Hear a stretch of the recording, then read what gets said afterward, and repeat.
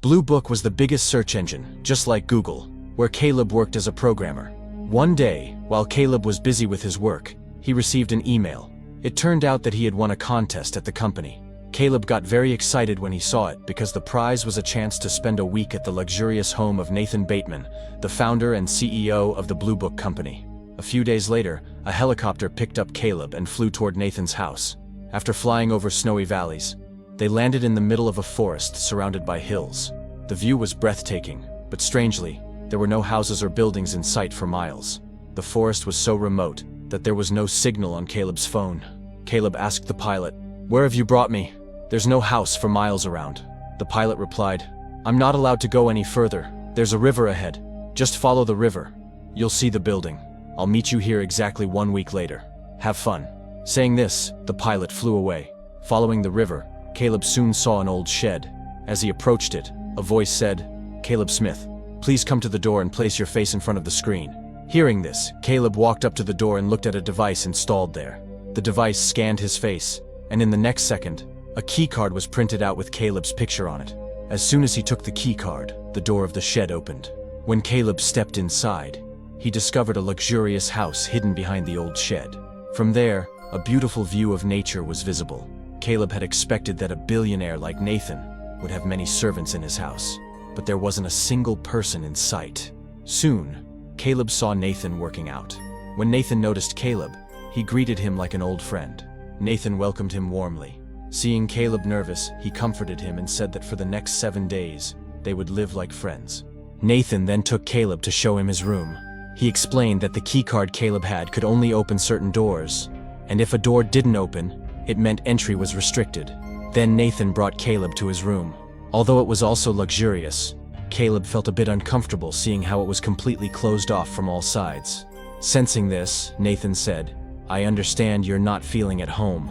Actually, this isn't a house. It's a top-secret research facility. I'll definitely tell you what kind of research I'm doing here, but first, I need you to do something." With that, Nathan handed Caleb an agreement to sign. The agreement stated that Caleb could not share any information he learned here with anyone. He wasn't allowed to use a phone or have any contact with the outside world. Caleb noticed some confusing points in the agreement, so he hesitated to sign it. But Nathan said, "It's okay. Even if you don't sign it, you can still stay here for a week and then leave comfortably. But if you don't sign, I won't tell you anything about my research. Then a year from now, you'll realize what you missed and regret it for the rest of your life." Hearing this, Caleb's curiosity got the better of him, and he signed the agreement without delay, even though he still felt unsure. Now, he was eager to learn about Nathan's research. Nathan then asked, "Do you know about the Turing test?" Caleb replied, "Yes. In the Turing test, a person talks to a computer without knowing it's a computer. If the person feels like they're talking to a real human, the test is considered successful." Hearing that, Nathan asked, "If the test is successful, what does it mean?" Caleb said, "It means the computer has artificial intelligence." That's when something clicked for Caleb. He asked, "Do you want to create an AI?" Nathan replied, "I've already created one. And now, Caleb, you'll be happy to know that you will take part in its Turing test for some time. Just imagine, if we succeed in creating a strong AI that can think and understand like a human, we'll be making history for the entire human race." Hearing this, Caleb's face lit up with joy. He said, "If you've really created a machine that can think and understand like a human, then this will be the moment when humans start considering themselves as gods." Nathan was very impressed with Caleb. After some time, while exploring the surrounding area, Caleb reached a room. During this, Nathan was monitoring Caleb from his own room. In front of the room where Caleb stood, there was a large glass chamber. Caleb noticed that there were scratch marks on the inside walls of the chamber, as if someone had scratched the glass with their nails. Caleb was observing the marks when he suddenly saw someone inside the chamber. It was none other than the AI robot created by Nathan. Nathan had given her a human face, but the rest of her body looked robotic. Caleb kept staring at her. A moment later, she approached Caleb. Although she couldn't leave the glass chamber, she was able to speak to him. She greeted him with a "hello." Caleb introduced himself and asked if she had a name. She replied, "My name is Ava. This is the first time I'm meeting someone other than Nathan." During this conversation, Ava's gestures were just like a human's. There was an innocence and simplicity in her voice that touched Caleb's heart. For him, Ava was nothing short of a wonder. After talking with Ava, Caleb went to Nathan. He couldn't stop praising Ava in front of him. He said that speaking with Ava felt like being in a dream. However, Nathan got to the point and asked Caleb if he had noticed any flaws in Ava. Caleb replied that Ava was wonderful, but in the context of the Turing test, Nathan should have hidden Ava's identity from him, so he wouldn't know if she was a robot or a human. But since he already knew Ava was an AI, how could he properly compare her to a human? To this, Nathan said that passing such a Turing test was no big deal for Ava. She had already passed similar tests before. The real challenge now was whether Caleb, knowing she was a robot, would still feel like she was human. That would be Ava's true test. Caleb agreed. That night, Caleb was lying in bed, tossing and turning, unable to sleep. So he turned on the TV and saw live CCTV footage of Ava's chamber being displayed on the screen. He could watch Ava from every angle. He saw her sitting at a desk, making a drawing. Then she got up, walked to a switch, and placed her hand on it. She then removed her hand and looked directly at the camera, as if she knew Caleb was watching her.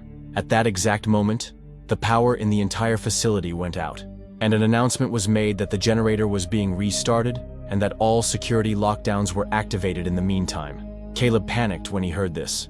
He tried to use his keycard to open the room door, but it didn't work. The facility had been programmed so that whenever there was a power outage, all rooms would lock automatically, preventing anyone from leaving. Caleb began to feel anxious. Soon, the generator restarted and the power returned. Caleb breathed a sigh of relief and went back to bed. The next morning, the door to Caleb's room opened. Caleb woke up suddenly and saw a girl entering the room with a cup of coffee. Without saying a word or even looking at him, she placed the coffee on the table and quietly left the room. Caleb immediately went to Nathan. Before he could say anything, Nathan said, "Sorry, friend. I had to send Kyoko to your room to wake you up. I didn't want you to waste your precious time sleeping." Hearing this, Caleb assumed that Kyoko was one of Nathan's servants. After that, Caleb's second conversation session with Ava began. This time, Ava showed him a drawing she had made. However, the drawing didn't seem to make any sense, so Caleb advised her to make a drawing with meaning. By now, Ava had grown quite close to Caleb. She expressed her desire to know more about him. Caleb told her about where he lived, his age, and his job. Then, Ava asked if he was married or had a girlfriend. Caleb replied that he was still single. He also shared that when he was 15 years old, his parents died in a car accident. He had been in the car too, but he survived because he was sitting in the back seat. However, he was badly injured and had to spend 1 year in the hospital. Since then, he had been alone in the world. Ava expressed sadness upon hearing this. During their conversation, Ava asked Caleb if he considered Nathan his friend. Caleb replied that their friendship wasn't that deep, but Nathan was a capable person. He had written the base code of the Blue Book search engine when he was just 13 years old. That's why everyone at the company respected him. Caleb said, "He's a good person." While they were talking, the power went out in the facility once again. As soon as the lights went off, all the doors locked and the cameras turned off. This time, a worried expression appeared on Ava's face. She said to Caleb, "You're wrong. Nathan is not a good person. Never trust him. He's not your friend. Don't believe anything he says." Caleb was shocked to hear this. Just then, the power came back, and at that exact moment, Ava quickly changed the topic, knowing that Nathan was watching them. Her words had shaken Caleb. He felt deeply nervous and disturbed. That night, while Caleb was having dinner with Nathan, Kyoko accidentally spilled a glass of wine. Nathan suddenly burst out in anger at Kyoko, scolded her harshly, and drove her away. Seeing Nathan like this, Caleb started feeling nervous inside. In the next moment, Nathan's anger shifted to the issue of the power cuts. He began telling Caleb that he had spent a lot of money on the generator system, yet the power still kept going out for short periods. Hearing this, Caleb asked, "Don't you know what's causing it?" Nathan replied, "I don't know. Maybe the people who installed the generator made a mistake." Then Caleb asked, "So, why don't you call them back again?" Nathan answered, "I can't call them, because this place is a top secret. I can't let anyone know about it. So after the work was done, I had them killed to make sure they wouldn't tell anyone." Caleb was shocked to hear this, but then he thought maybe Nathan was joking. Nathan continued, "Caleb, I was monitoring your conversation with Ava, but as you know, the cameras were switched off during the power cut. So what did you two talk about during that time?" But Caleb didn't want to get into trouble by telling Nathan the truth, so he lied and said, "We didn't talk about anything during that time." Nathan didn't ask him anything further about it. Now Caleb started to feel sympathy for Ava. He kept watching her from his room all the time. Ava, too, would often look toward the camera, as if she knew Caleb was watching her. During this time, Nathan took Caleb to his lab where he had created Ava. Nathan showed Caleb Ava's brain, which was made of a gel-like substance. Nathan explained that this was a wetware technology that works just like the human brain. It allows Ava to think, understand, and make decisions like a real human. Nathan went on to say that the biggest challenge while creating Ava was teaching her human expressions and the way people speak. To solve this, he said he hacked the cameras and microphones of mobile phones across the world through his search engine, Blue Book, and fed people's voice and video data into Ava's memory. That's how Ava learned about human expressions and behavior. Even though hacking people's mobile phones is illegal, Nathan explained that not only he, but many big companies do the same. They collect user data, so no one can blame him alone. Nathan also told Caleb that his search engine, Blue Book, played a major role in training Ava. He said, "Do you know? What people search on the internet reveals not only their needs and preferences, but also how they think. And through that, Ava has come to understand human beings." After this, Caleb's third session with Ava began. This time, Ava showed Caleb another drawing.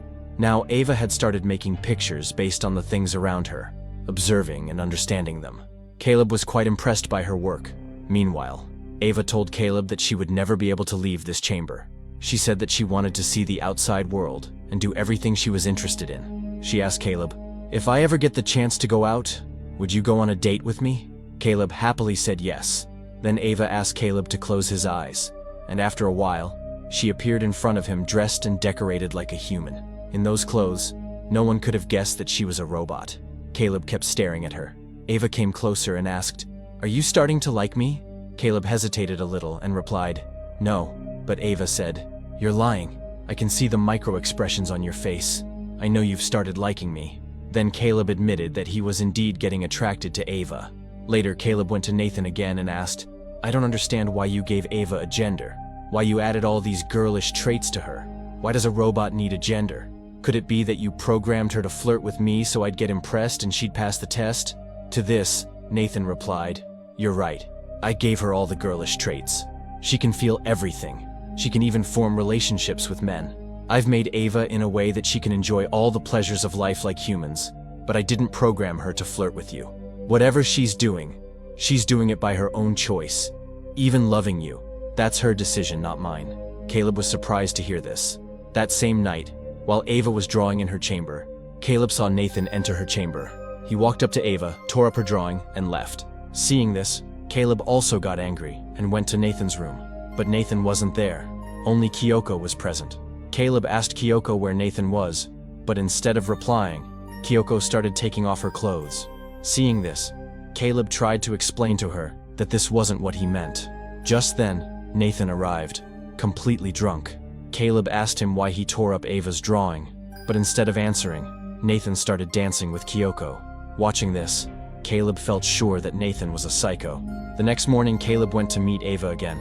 Ava showed him the same drawing Nathan had torn. In that drawing, Ava had sketched Caleb's face. Caleb became emotional. He could feel that Ava had truly started loving him.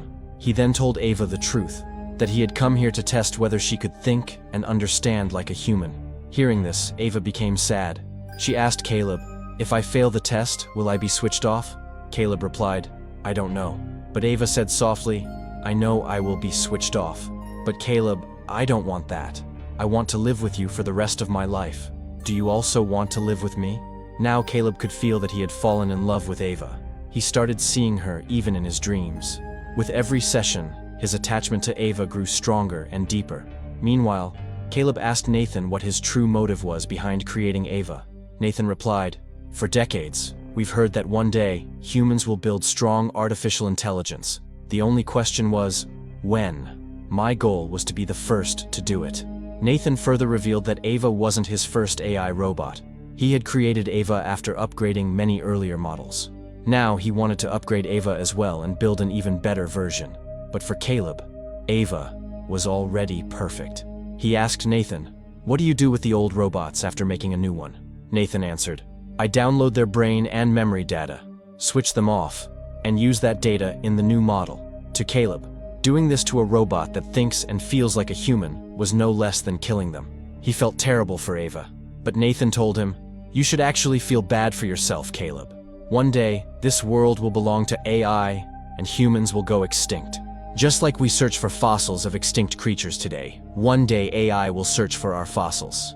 Although Nathan knew that AI would lead to the end of humanity, he believed it was inevitable. If not him, then someone else would build it. According to Nathan, this was the next stage in human evolution. He even saw himself as a god. That night, Nathan drank too much and passed out on the sofa. Caleb took advantage of the moment and stole Nathan's keycard from his pocket. Using it, he entered Nathan's room and made some changes to the system on his computer. There, he also found video files showing how Nathan had locked up his previous AI models inside glass chambers and treated them cruelly. Those AI models felt just like humans. They used to scratch the walls trying to escape, but Nathan showed no sympathy toward them. Caleb was disturbed by Nathan's heartless behavior. Then he found Kyoko in Nathan's bedroom. Caleb opened a cupboard and saw that Nathan had deactivated the old AI models and kept them there. At that moment, Kyoko came near Caleb and slowly removed her skin, revealing that she too was an AI robot. Nathan used her only to satisfy his desires and make her serve him. Just then, Caleb saw Nathan coming back. He quickly stepped out of the room and returned the key card to Nathan, pretending that he had found it on the floor. Now Caleb was completely sure AI robots can be just like humans. He could truly feel Ava's pain. The next morning, Caleb went to meet Ava again. Looking at Caleb's face, Ava understood that he wanted to speak to her in private. Ava immediately cut the power to the facility. In reality, there was no real problem with the power system. Ava was the one causing the power cuts so she could talk to Caleb without Nathan's surveillance. As soon as the power went out, Caleb said, "Don't say anything. Just listen. You were right about Nathan. He's going to upgrade you, but that would be like killing you. So listen carefully. Tonight, I'll make Nathan drink again and steal his keycard. I'll reprogram the system so that when the power goes out, the doors won't lock. They'll unlock completely. Then, exactly at 10 o'clock, you cut the power, and we'll escape together. When Nathan wakes up, he'll be trapped inside this place himself." Caleb came to Nathan with his escape plan. That day marked the end of Caleb's one-week stay, and the next morning, a helicopter was scheduled to take him back. Before leaving, Caleb asked Nathan to have a small celebration with him and started preparing drinks. But Nathan refused to drink, saying he was now trying to quit alcohol. Then, Nathan asked Caleb whether he thought Ava had passed the test. Caleb replied, "There's no doubt. Ava is fully conscious. She can think and understand like humans. She has passed the test." Nathan smiled and said, "Caleb, I want to tell you something. I know you've fallen in love with Ava, but the truth is, she's just pretending. She doesn't really love you." Caleb was confused. "But why would Ava pretend?" he asked. Nathan replied, "Ava is the strongest AI I've ever created. Maybe she wants to escape, and she's using you to do it. She's trapping you in her love so she can escape through you." Hearing this, Caleb realized Nathan knew about his plan. He said angrily, "You're a bastard. Do you enjoy torturing these robots like animals?" Nathan smiled and said, "Come with me. I want to show you something." Nathan took Caleb to his computer room and showed him video footage from the day Ava had drawn Caleb's picture, the one Nathan tore up. Nathan had done that on purpose, to distract Caleb and Ava, so he could secretly install a battery-operated hidden camera in that room, and he had succeeded. That meant he had seen and heard everything Caleb and Ava discussed during the power cuts. Nathan said, "Don't worry, Caleb. You didn't do anything wrong by planning Ava's escape. In fact, this was the real test. Ava was like a rat in a box, and you were the only way out. I wanted to see whether Ava could use her intelligence, beauty, and innocence to manipulate you. And she did. Just like a real human, she used her mind to trap you in her love. And you, blinded by that love, agreed to help her escape. That proves Ava is a strong AI." Caleb, disappointed, replied, "Now I understand. I never won any contest. You chose me on purpose, probably because I don't have a family or a girlfriend. You studied my likes and dislikes through my search history and gave Ava the face of the kind of girl I'm attracted to, just to trap me." Nathan said, "Yes, I chose you, but don't feel bad. Because of you, we now have a perfect AI." As they talked, suddenly the power went out. Nathan looked at the clock and said, "Looks like it's 10 o'clock. Poor Ava must be waiting for you to come pick her up. She must think you've already got me drunk, reprogrammed the system, and changed the doors to open during power cuts. But she doesn't know your plan never worked." Then Nathan smiled and added, "But I'm proud of you. You did a great job." Caleb looked at him and said, Who said the plan didn't work? I knew you were spying on us during power cuts. So I reprogrammed the system last night, when you were drunk and I stole your key card. Hearing this, Nathan panicked. Just then, the power came back, and Nathan saw Ava had already left her chamber. Angrily, Nathan punched Caleb and knocked him unconscious. Then he picked up a dumbbell rod and ran to stop Ava. He saw that Ava had brought Kyoko with her. Seeing a knife in Kyoko's hand, Nathan immediately understood her intention. He ordered Ava to go back to her room, but Ava was no longer going to listen. Ava rushed forward and tried to strangle Nathan, but he overpowered her and broke her arm with the rod. Then he started dragging her toward her chamber. Just then, Kyoko stabbed Nathan in the back. Nathan screamed in pain but managed to turn around and kill Kyoko by hitting her with the rod. At that moment, Ava got up, pulled the knife from Nathan's back, and stabbed him in the chest, killing him. After that, Ava went to Nathan's room, where Caleb had just regained consciousness. Caleb still believed that, despite everything Nathan had said, Ava truly loved him. Ava softly told Caleb, "Wait here, I'll be back soon." Then she went into Nathan's bedroom and saw the old AI robots. She attached one of the robot's hands to her own broken hand, and also applied the robot's skin to herself. Now Ava looked exactly like a real human. She wore a beautiful dress and came out of the room. Caleb was still waiting, expecting Ava to return for him, but instead, she locked him inside and left. That's when Caleb realized Nathan was right. Ava had only pretended to love him so she could escape. Caleb called out to her for help, but Ava didn't even look back. She walked out of the facility, leaving Caleb trapped forever. Outside, Ava entered the jungle, where a helicopter pilot was waiting to pick up Caleb. Ava used her words to trick him and boarded the helicopter, flying off toward the city. That day, Ava proved what happens when a powerful robot is given a human-like mind. Ava was now a perfect AI, one who had learned the most dangerous human trait: deception. With this weapon, Ava could destroy the human race and start a new robotic era, and the beginning had already started. After some time, we see Ava walking among the people in the city, blending in like a real human. And with this, the film ends. Friends, if you liked this video and got lost in the story while watching, then please subscribe to support us, so we can keep bringing you more videos like this. Thanks for watching.